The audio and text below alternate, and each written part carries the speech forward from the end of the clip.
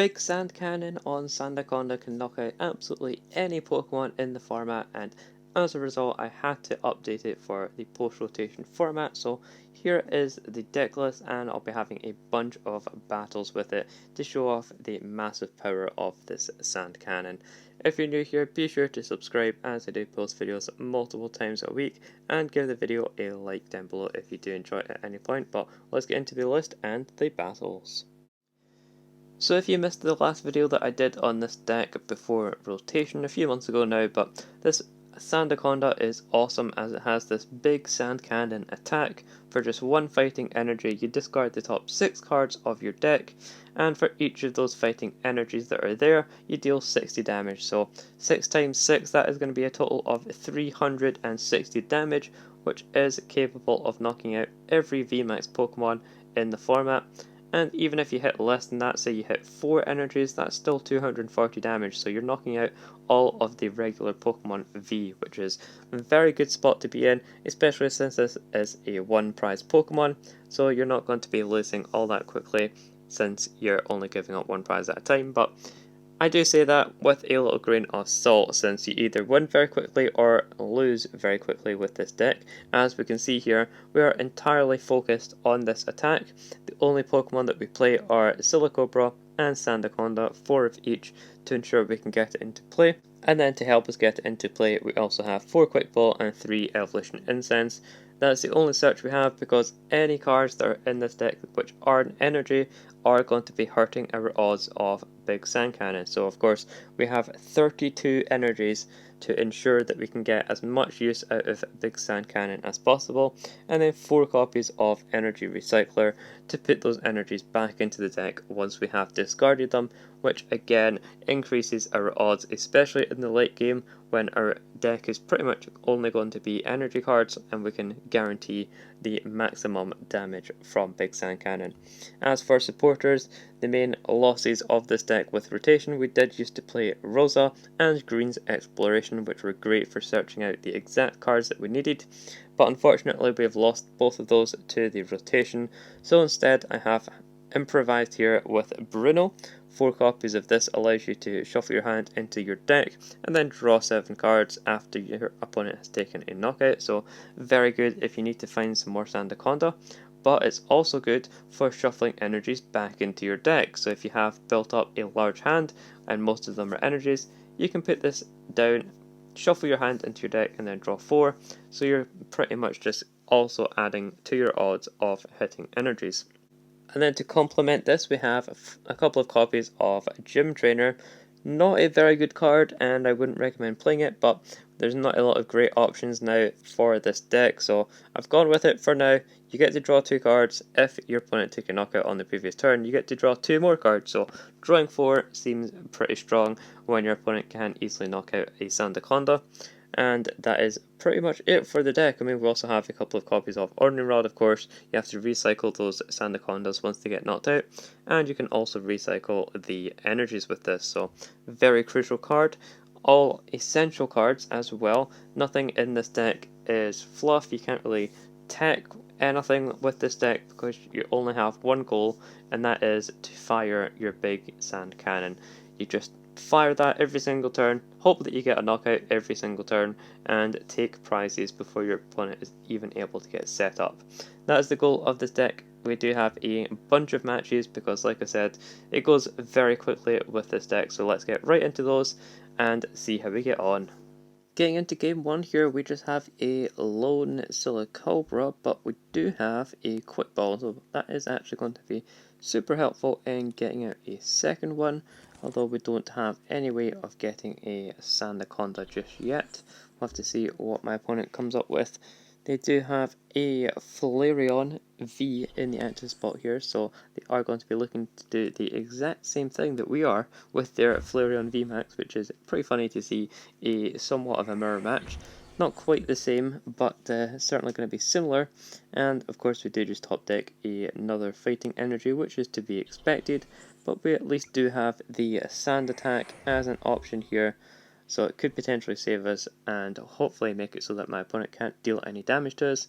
And if that is the case, then they're not going to be able to knock us out, which is excellent. Certainly buys us some time, but never mind, they do have the Flareon VMax. That is going to reset that effect and make it so that they can attack us, and they are going to get that 400 damage in. So our Silicobra goes down, and unfortunately my opponent is doing much better than what we are doing. We're just going to have to attach, I guess. I suppose there's no reason not to, since we do have the other attack on Sandaconda if we need it. But here we go with another Sand attack, hoping that my opponent can flip a Tails and not attack us. That would be ideal. There we go. There's the Tails. We do have another turn to try and survive here. We just get another Silicobra though, so that is not going to be helpful, as we really need the big sand cannon on that Sandaconda. So we'll go for another Sand attack, throw some more sand at my opponent's Flareon, and hope that they can get some more Tails. They are building up a Flareon in the back though, so they are going to be looking to retreat pretty soon here. Ah man, they got the heads this time, so they are going to be discarding, but it looks like they hit no energy whatsoever. That is going to help us out a ton, as it gives us another turn to try and stall my opponent once again here. We can have a look at what they discarded as well. They got rid of 2 bosses' orders. Not that it's going to be relevant in this match, as we only play Sandaconda. There's no other targets for my opponent to try and knock out with the bosses' orders there. Not going to be relevant at all. They do get the switch though, which is interesting. They don't really need to switch, but they are going to be using the other attack on Flareon here to get the knockout, which definitely makes a lot of sense. We top deck another energy recycler, which is not going to be beneficial, as we really are just dead drawing here. Something that does typically happen with the deck when you are playing half of your deck as energy cards, but hey, when it pays off and you're hitting those big numbers with Sandaconda, it is definitely worth it for sure.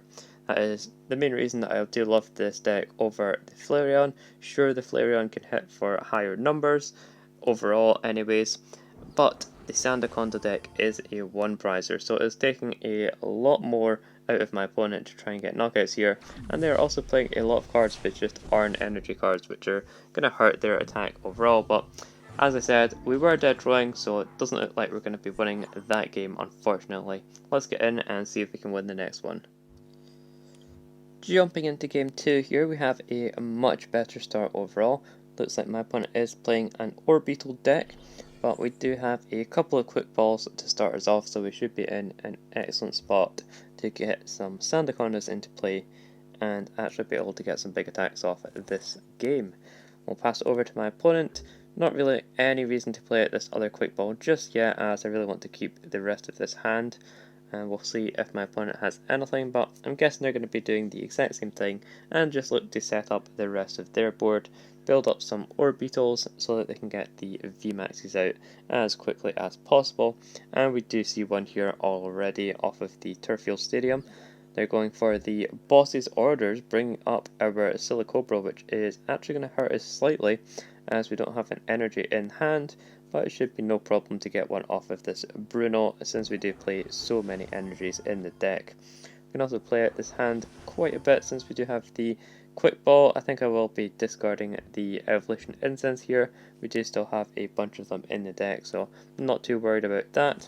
And like I said, we have the Bruno here to draw 3 cards, and with the amount of energy that we play, there we go. Oh, we hit all energy off of the 4-card Bruno, which is fine by me, as we can go for a big sand cannon, look to get the knockout and win the game right here. And we are going to miss it, unfortunately, only hitting 120 damage. Let's see what we discarded. We did lose an Ordinary Rod as well as the Energy Recycler. Not very good cards to be losing here, as well as another Bruno as well. It's going to be a big hurdle for us, but my opponent's looking to heal up a bunch of damage here. They're going for the Ice Lollies, healing that 20 damage and reflipping, getting ahead, putting it back into their hand. That's 4 Ice Lollies now that they're flipped.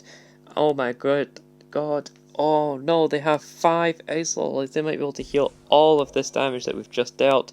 They get another hit in a row.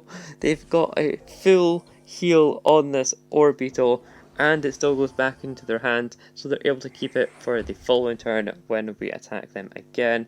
There's the Eerie Beam dealing 10 damage to all of my Pokemon, but they don't have the energy in order to get an attack off. So we still do have the option here to try and get a big knockout. I'm not sure it's going to happen, but we can at least try our best. Let's go for the big sand cannon. Fire away at this Orbeetle VMax. We do deal 300 damage. I was very close to winning the game there. We only had to get one more energy, and we did get the evolution incense into this bin instead, but that was very close to actually being able to win there. My opponent does finally get a Tails on the Ice Lolly there. Going to mean that they can't use it anymore and completely heal once again.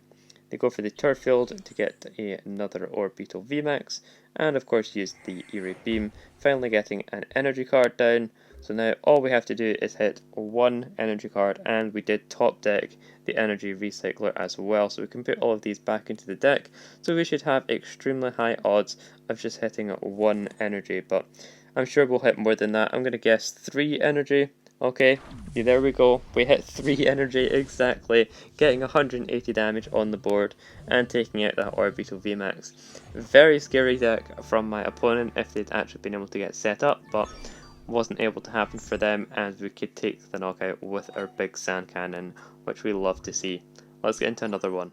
Round 3 here, we have a Silicobra in the active spot as always, but we don't have a backup, so we're going to be looking to find another Silicobra as quickly as possible. Now we do only have this gym trainer to work with, so that's going to be drawing us 2 cards, not a huge amount, but that is pretty much all we have to work with here. My opponent is looking to get set up on their end. They have an interesting setup here, getting the Bronzor as well as this Duraludon. So they are going to be looking to play that Duraludon VMAX if I had to guess.